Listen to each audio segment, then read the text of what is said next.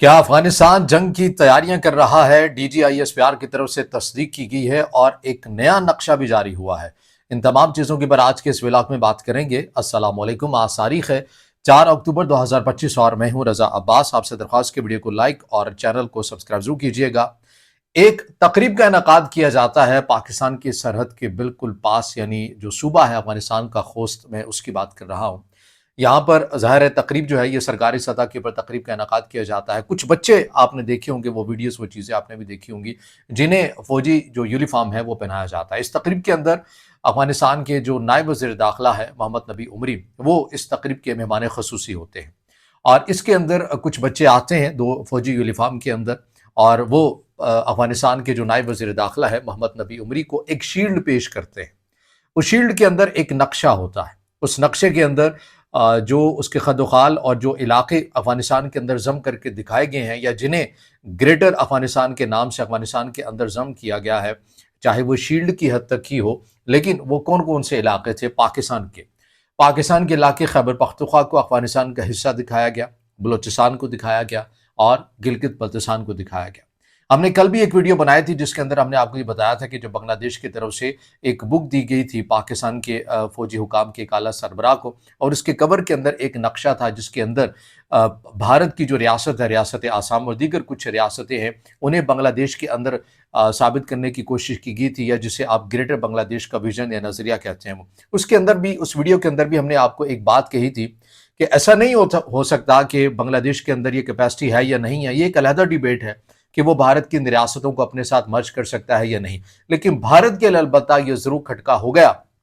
कि अब हमारी जो सबसे ज्यादा सिक्योर सरहद समझी जाती थी, वहां पर हमारा जो एक जो साथ एक पड़ोसी मुल्क है, उसका नजरिया ये है कि उसने तो आज नहीं तो कल, या एक नजरिए के तहत वो आगे बढ़ेगा और हमारी इन रियासतों के अंदर किसी न किसी तरह की कुछ ना कुछ मुदाखलत भी कर सकता है, या उन्हें अपने मुल्क के अंदर किसी न तरह आज़म करने के हवाले से कुछ ना कुछ इक़दामात कर सकता है। ये मैं बात कर रहा हूँ कि वो इक़दामात कामयाब होते हैं या नहीं होते, ये एक अलहदा डिबेट है। इसी तरह अफगानिस्तान वाला जो मामला है, जो ग्रेटर अफगानिस्तान का नाम वो देते हैं और ड्यूरल लाइन को वो नहीं मानते, फर्जी करखा इस लाइन को वो कहते हैं, जिसका हालांकि पाकिस्तान की डिक्शनरी के मुताबिक, ये रूट्स के मुताबिक 1893 के बाद से ही या तकसीम हिंद के बाद से ही तमाम जो चीज़ें हैं बैनुल अक़वामी सतह के ऊपर तयशुदा है। लेकिन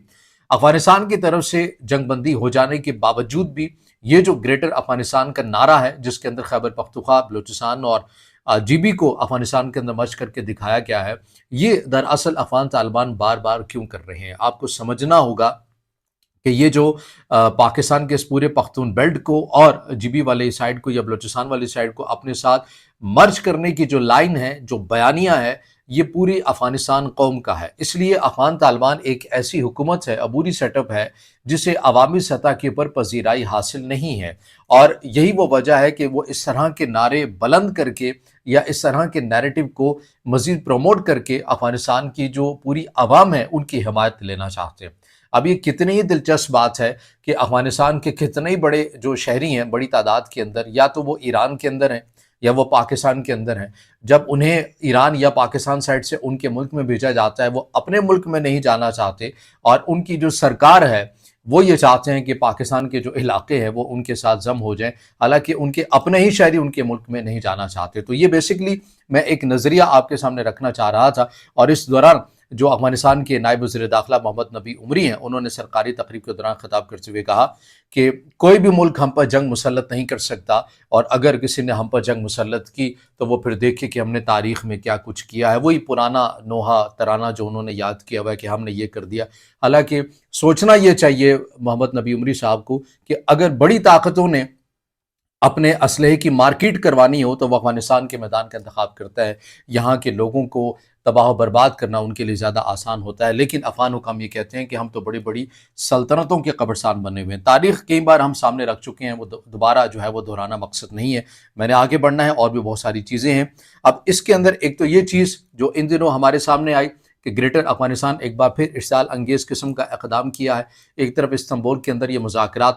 का खेल रचाते हैं, और दूसरी तरफ एक ग्रेटर अफगानिस्तान के नक्शे जारी करके मज़ीद इरसाल अंगेज़ जो इक़दामात हैं उन्हें करते हुए नज़र आते हैं। अच्छा, अब आ जाइए DGISPR की तरफ से जो बयान सामने आया है, गैर रस्मी एक गुफ्तगू की गई है। उन्होंने कुछ एंकर पर्सन के साथ कुछ सवालात थे, उनके जवाबात भी उन्होंने दिए हैं। लेकिन افغانستان کی صورتحال کو لے کر انہوں نے انتہائی حیران کن کچھ انکشافات بھی کیے ہیں۔ ظاہر ہے ایک ذمہ دار عہدے کے اوپر بیٹھی ہوئی ایک ذمہ دار شخصیت ہے، جب وہ کوئی بات کر رہے ہیں تو کسی معلومات کی بنیاد پر ہی کر رہے ہوں گے۔ ان کی طرف سے یہ بات کی گئی کہ ہمیں یہ اطلاع ملی ہے کہ کالعدم ٹی ٹی پی کے جو سرغنہ ہیں، کمانڈرز ہیں، یا جنہیں ریاست پاکستان فطرت الخوارج کا نام دیتی ہے، ہم نے ایک وقت میں افغان حکام کو یہ کہا تھا کہ انہیں پاکستان کے سرحد سے دور بھیج دیا جائے، غزنی بھیج دیا جائے، اور جس کے لیے افغان حکام نے 10 ارب روپے بھی مانگے تھے، اور یو اے ای بھی اس پروجیکٹ کا حصہ بنا تھا، لیکن یو اے ای کی طرف سے کچھ رقم دی گئی، اس کے بعد بھی افغان حکام نے کچھ سنجیدہ قسم کے اقدامات نہیں کیے تھے، اس لیے یو اے ای بھی اس ایگریمنٹ سے، اس پروجیکٹ سے پیچھے ہٹ گیا، اور پاکستان بھی پیچھے ہٹ گیا۔ لہٰذا اب کیا ہو رہا ہے؟ اب اطلاعات یہ آ رہی ہیں، D G I S P R کے سٹیٹمنٹ کو میں کوٹ کر رہا ہوں کہ ان کے مطابق کہ پاکستان کے پاس ایسی انفارمیشن ہے کہ کالعدم ٹی ٹی پی ان کے کمانڈرز، ان کے سرغنوں کو افغان حکام کی طرف سے پاکستان کے سرحد سے وہاں سے ہٹا کر ایسی جگہوں کے اوپر آباد کیا جا رہا ہے جہاں پر افغانستان کے عام شہری بڑی تعداد کے اندر رہتے ہیں۔ اور اس کا مقصد کیا ہے؟ اس کا مقصد ہے ہیومن شیلڈ، تاکہ اگر کل کو پاکستان کوئی ایسی کارروائی کرتا ہے تو ہم یہ دکھا سکے، دیکھیے کہ پاکستان نے ہمارے جو عام اور نہتے جو شہری تھے ان کے اوپر بمباری کی ہے طاقت کے بلبوتے کے اوپر۔ حالانکہ پاکستان اب یہ پہلے ہی بتا چکا ہے کہ ہمارے پاس یہ انفارمیشن ہے کہ ہیومن شیلڈ کے طور کے اوپر اب انہیں، یعنی افغانستان کی جو نہتے لوگ ہیں، عوام ہیں، سویلین ہیں، افغان طالبان جو ہے وہ ان کو ڈھال بنانا چاہ رہے ہیں ٹی ٹی پی کے لیے، کالعدم ٹی ٹی پی کے لیے، یا جسے ریاست پاکستان نے فطرت الخوارج کا نام دیا ہے۔ تو آنے والے دنوں کے اندر آپ یہ دیکھیں گے، ہم بار بار یہ کہہ چکے ہیں کہ یہ جو 6 نومبر تک انہوں نے مہلت لی تھی، یہ اس لیے نہیں تھا کہ انہوں نے پاکستان کے ساتھ کوئی سنجیدہ قسم کی بات کرنی ہے، یا پاکستان کے کنسرن کو دور کرنے کے لیے کچھ ایک مشترکہ طور کے اوپر میکینزم بنانا ہے، بلکہ یہ اپنی تمام جو اسٹریٹجی جو انہیں پہلے فیز کے اندر بری طرح مار پڑی ہے، اسے دوبارہ ری ڈیزائن کرنے کے لیے اب یہ حربے استعمال کر رہے ہیں کہ ہم انہیں، افغانستان کی جو نہتے جو سویلین عوام ہیں، ہم انہیں شیلڈ کے طور کے اوپر استعمال کریں اور ہم ٹی ٹی پی کو سہارا دے سکیں۔ اب جیسا کہ میں نے گریٹر افغانستان کا جو نقشہ یا ان کا جو ویژن نظریہ ہے وہ آپ پہلے بھی جانتے ہیں، تو دوبارہ جو انہوں نے اقدام کیا ہے، اب آپ دیکھیے کہ ٹی ٹی پی کا مقصد کیا ہے۔ ٹی ٹی پی جب افغانستان یہ کہتا ہے کہ یہ پاکستان کا اندرونی معاملہ ہے اور پاکستان کے ساتھ ہم یہ کر سکتے ہیں کہ کالعدم ٹی ٹی پی کے ساتھ ہم پاکستانی حکام کو بٹھا سکتے ہیں، تو کالعدم ٹی ٹی پی کی طرف سے کیا مطالبات سامنے آتے ہیں؟ یہی آتے ہیں نا کہ یہ جو علاقے آپ نے خیبر پختونخوا کے اندر قبائلی علاقے ضم کیے ہیں، آپ ان کا سٹیٹس دوبارہ ریورس کریں، یہاں پر ہماری ریٹ ہوگی، افواج پاکستان یہاں سے نکل جائے گی، اور ہم یہاں پر افغانستان کے ماڈل کے طرز کے اوپر گورننس اور تمام چیزوں کو دیکھیں گے، یعنی دوسرے معنوں میں یہ کہ یہ علاقے آٹومیٹکلی جو ہیں افغانستان کے اندر مرج ہو جائیں گے۔ تو اس سے ایک اور ثبوت آپ کو یہ ملتا ہے کہ یہ ایک ہی سکے کے دو رخ ہیں، جو یہ چاہتے ہیں کہ یعنی افغان طالبان کے طرف سے ایک اپنی پراکسی رکھی گئی ہے ان ایریاز کے اندر، وہ بدامنی پھیلاتے رہے، اور بارگیننگ ٹول کے لیے ٹی ٹی پی کو رکھا گیا ہے، تاکہ اگر پاکستان سنجیدہ قسم کی نوعیت ان کی ڈیفینیشن کے مطابق سنجیدہ قسم کے مطالبات کرے تو پاکستان آخرکار تنگ آ کر یہ کہہ دے کہ ٹھیک ہے آپ یہ علاقے لے لیں، لیکن یہ خام خیالی ہی رہے گی۔ اور اب اس کے علاوہ اور کیا ثبوت چاہیے کہ افغانستان کے صوبے باغدیس کے جو گورنر ہیں، ان کا بیٹا جو ہے، یعنی جو افغان شہری ہے، وہ آ کر پاکستان کے آرمی کے اوپر حملے کرتا ہے، پاکستان کے سرزمین پر حملے کرتا ہے، پاکستان نے اس کو ہلاک بھی کیا، پھر ثبوت بھی پورے جو ہے وہ دکھائے گئے۔ اس کے باوجود بھی اب آپ کے سامنے کچھ اور حجت رہ جاتی ہے ان افراد کے لیے جو ابھی بھی افغانستان کو ایک لاڈلے کے طور کے اوپر ٹریٹ کرنے کے حوالے سے ریاست پاکستان کو کنونس کرتے رہتے ہیں کہ نہیں نہیں، اب پاکستان کو کچھ نہیں کرنا چاہیے، یہ بیچارے نادان ہیں، ان کو کر لینا چاہیے، ہمیں جو ہے ان کے ساتھ تجارت ہی کرنی چاہیے، ہمیں یہ تجارت تو پاکستان کی بھی ضرورت ہے افغانستان کے ساتھ کرنے کی، افغانستان کی شاید زیادہ ہے پاکستان کی نسبت، لیکن ایسا تو نہیں ہو سکتا کہ آپ تجارت بھی کرتے رہیں اور اپنے فوجیوں کی شہادتیں بھی دیتے رہیں، یہ تو دو تضاد ہیں جو آگے نہیں بڑھ سکتے۔ اس کے علاوہ D G I S P R کی طرف سے ایک اور حیران کن بات کی گئی ہے، اس میں یہ بات کہی گئی ہے کہ کچھ جو خیبر پختونخوا کے وادی تیرا یہ اس بیلٹ کا انہوں نے ذکر کرتے ہوئے کہا کہ یہاں پر کچھ افراد کی طرف سے کچھ کسان افغانستان سے آئے ہیں اور کچھ مقامی لوگ ہیں جو یہاں پر منشیات کا کام کرتے ہیں، منشیات کی فصلیں اگاتے ہیں، اور وہ پھر جتنی بھی جو فصلیں اگائی جاتی ہیں پھر انہیں منتقل کیا جاتا ہے افغانستان کے اندر۔ تو یہ انہوں نے یا ان عناصر نے اپنی ایک معیشت کو بنایا ہے، اور اسی معیشت کی آڑ میں یہ اپنے وسائل بھی اکٹھے کرتے ہیں، یہ اپنے لیے اسلحہ بھی خریدتے ہیں، اور اپنے سروائیول کے لیے وہ اسی معیشت کا استعمال کرتے ہیں۔ تو D G I S P R کی طرف سے یہ بھی بتایا گیا کہ افواج پاکستان کی طرف سے متعدد آپریشن کیے گئے، ڈرونز ٹیکنالوجی کا استعمال بھی کیا گیا اور ایسی فصلوں کو تباہ بھی کیا گیا۔ اور اس کے اندر ایک اور جو الارمنگ جو چیز تھی وہ D G I S P R کی طرف سے یہ کہی گئی کہ ہماری کچھ رپورٹس کے مطابق خیبر پختونخوا کے کچھ صحافی بھی ان فصلوں کو اگانے کے اندر ملوث ہیں، وہ بھی ان کی پشت پناہی کرتے ہوئے نظر آتے ہیں اور بدلے میں پھر انہیں سیکیور یا انہیں